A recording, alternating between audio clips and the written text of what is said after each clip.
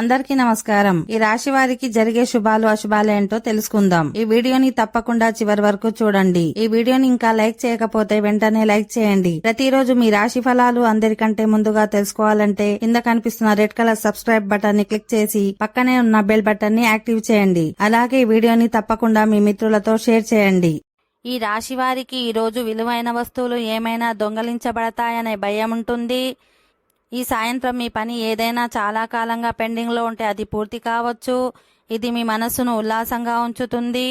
ఈ రాత్రి మీ కుటుంబ సభ్యులతో కలిసి మతపరమైన సమావేశానికి హాజరు కావచ్చు. వ్యాపారం చేసే వ్యక్తులు ఈరోజు వ్యాపారంలో ఎక్కువ కష్టపడాల్సి ఉంటుంది.